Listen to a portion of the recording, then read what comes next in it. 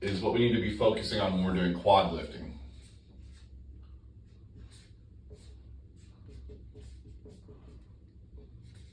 I'm going to start off with a hack squat just because this is the most basic isolated quad movement, or trying to be an isolated quad movement.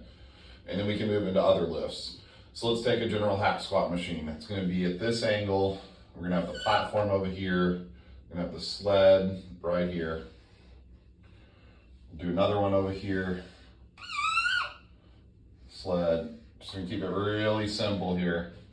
Okay, so what I see a lot of people doing is they want to do their hack squat and really not bend their ankles very much. So right here, yes, we are touching hamstrings and calves. We've got this really extreme degree of knee flexion here, but we also have this really extreme degree of hip flexion here.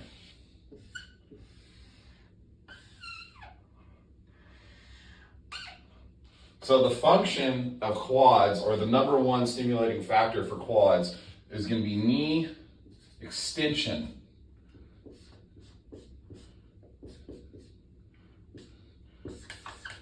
Not knee flexion. In order to have knee extension, we do have to have a degree of knee flexion. But my question is, when we're doing this, how much is our knee actually pressing down and moving versus how much is our hip extending as we're going up?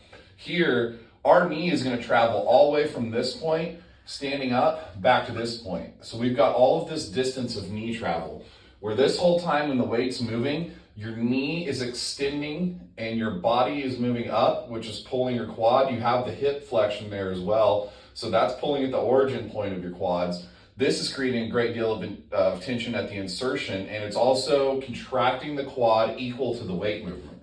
Now what's happening here is because how the hack squat is kind of at an angle, we're at this extremely hip flex position. And what's going to happen is when we're standing up, we're going to have this great distance that our hips are extending.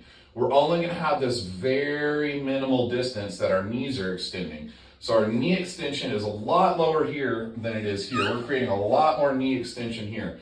And when we're trying to do glute training, that's great. We want to have a lot of hip extension. But if we're trying to go on a hack squat, are we really trying to grow our glutes? I don't think we are. And I don't think our intended main purpose here should be using our glutes, especially because our glutes are a very big muscle. If our glutes are fatiguing first, guess what's not fatiguing? Our quads. And if we're trying to get those 5 stimulating reps of close to failure, but our glutes are what's fatiguing first, then our glute is what is receiving that stimulus, or whatever other muscles we have in our hips, as well as our rectus femoris, because our rectus femoris is going to be much more dictated on this hip flexion here, and it's going to have the same amount of tension with the knee flexion. So we're going to feel a lot of our quads, but we're really working that middle quad. And if we're trying to do squat movements to grow our middle quad, that's kind of silly, because we can do a lot of rec fem work doing a sissy squat or just a leg extension. We don't need to be trying to grow that here. We really need to be trying to grow the vastus medialis and the lateralis, which is the cure drop and our outer quad. We should really be trying to maximize that potential by creating a long distance of knee extension. And yes, you know what? This is going to feel really uncomfortable if you're trying to throw 7 plates per side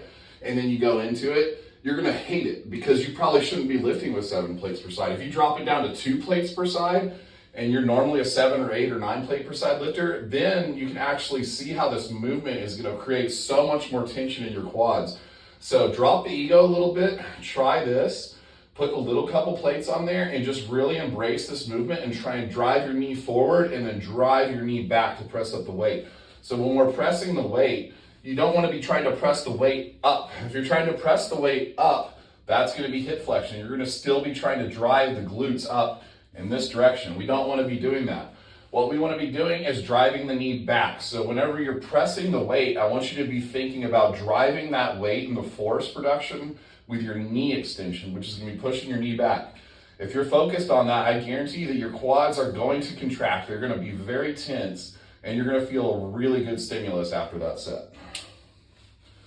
So this can be translated over into a normal barbell or a Smith squat or any sort of squat machine. You might have a Squat Pro or a True Squat.